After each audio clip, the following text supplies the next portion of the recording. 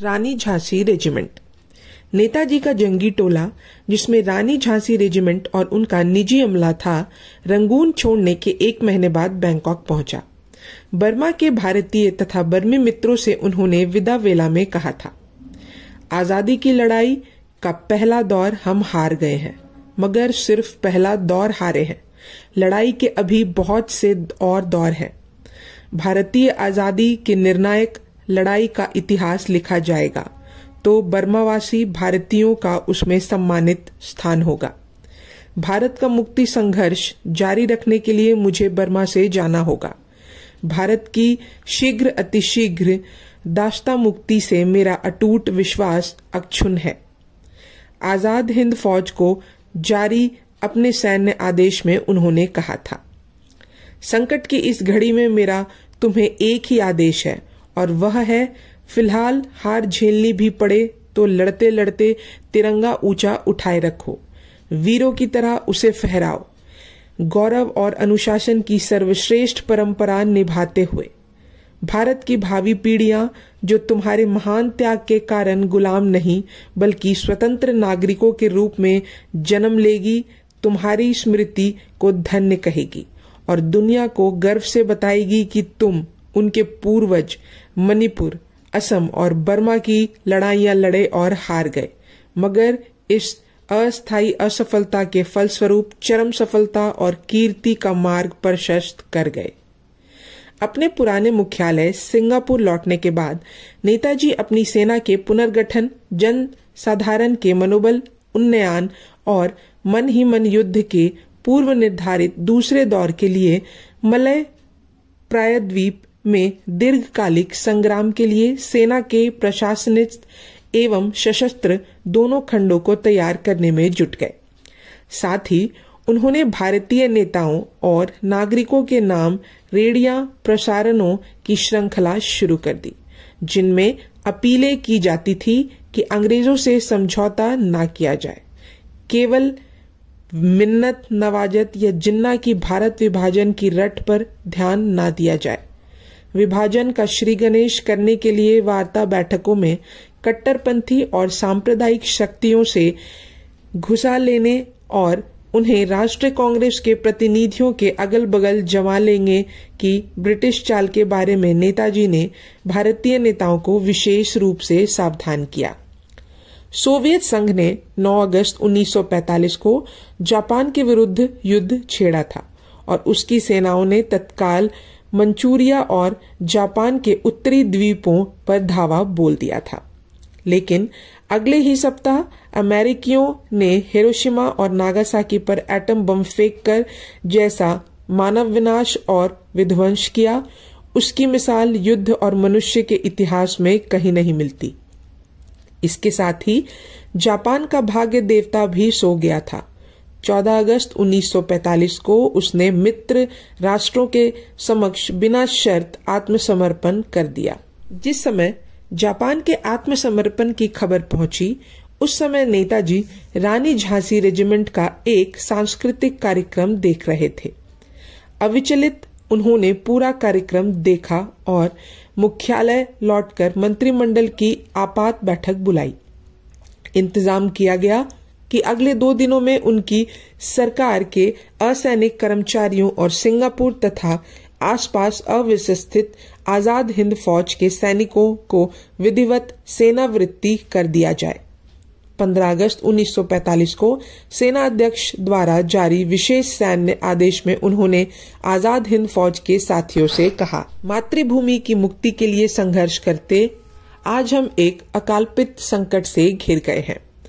इस वेला में मेरा तुमसे आग्रह है कि सच्चे अर्थों में क्रांति सेना के अनुरूप अनुशासन, गरिमा और दृढ़ मानसिकता से परिपूर्ण आचरण करो। भारत के प्रति निष्ठावान रहो और भारतीय प्रारब्ध के प्रति अपनी आस्था को क्षण भर भी मत डोलने देना। दिल्ली पहुंचने के रास्ते कई हैं और दिल्ली ही अब भी हमारा लक्ष्य है।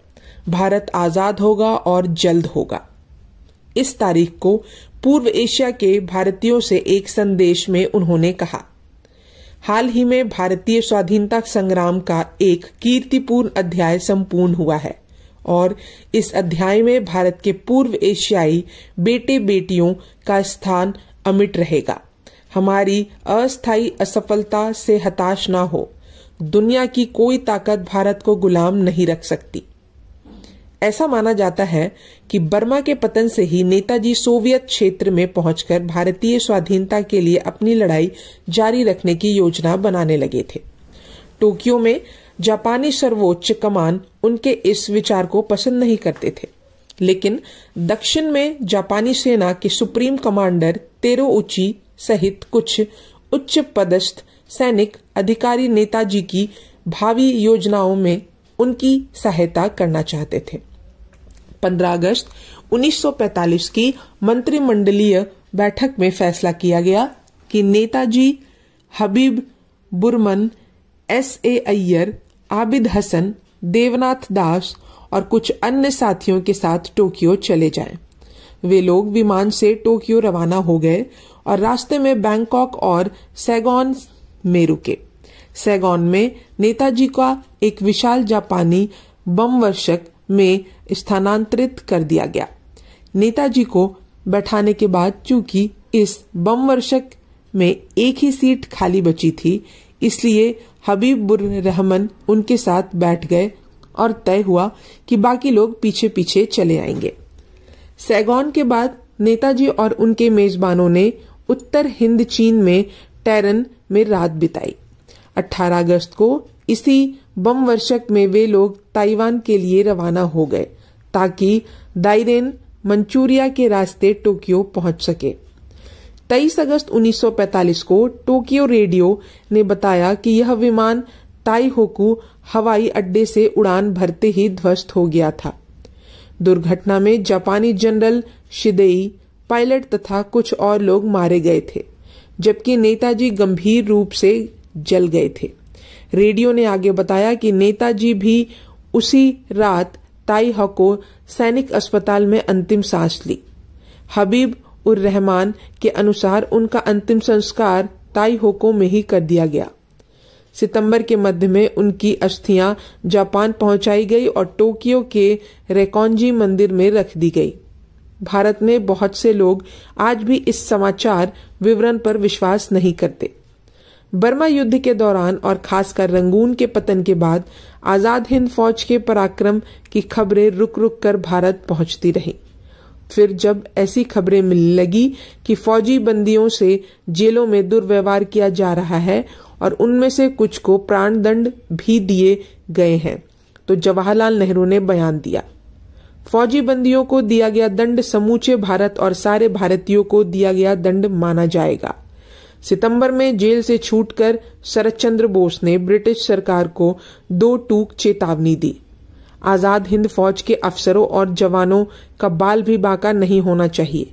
इस तरह की घोषणाओं ने नेताजी और आजाद हिंद फौज के प्रति भारतीय जनता की भक्ति और भावनाएं नितांत स्पष्ट कर दी। सन 1945 में जब द्वितीय विश्व युद्ध खत्म हुआ तो भारतीय स्वाधीनता संग्राम प्रायः हताश की दशा में था। अगस्त विद्रोह तथा आजाद हिंद फौज की जिहाद की विफलता के बाद राष्ट्रवादी शक्तियों को कुंठा और अवसाद ने दबोच लिया था। इसी स्थिति में आजाद हिंद फौज का मसला भारतीय क्षितिज पर वरदान की तरह अवतरित हुआ और एक व्यक्ति की भीम छाया भारत की राजनीति को पुनः स्फुरित करने चली गई। यह व्यक्ति छाया थी नेताजी सुभाष चंद्र बोस की। आजाद हिंद फौज के बंदियों की वापसी और पूर्व एशिया से प्रत्यावासित देशभक्तों की बदौलत भारत में फिर से अमूल क्रांतिकारी वातावरण बन गया।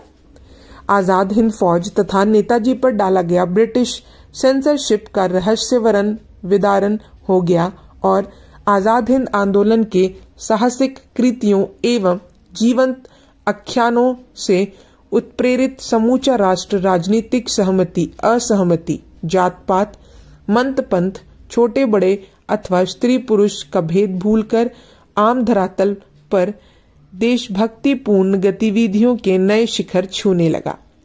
भारतीय राष्ट्र कांग्रेस ने आजाद हिंद फौज के 3 बंदी ऑफिसरों शहनवाज सहगल तथा दिल्ली की पैरवी के लिए भूला भाई देसाई की प्रधानता में एक बचाव समिति गठित की और आजाद हिंद फौज के तीनों मर्दाने रातों रात राष्ट्र नायक बन गए।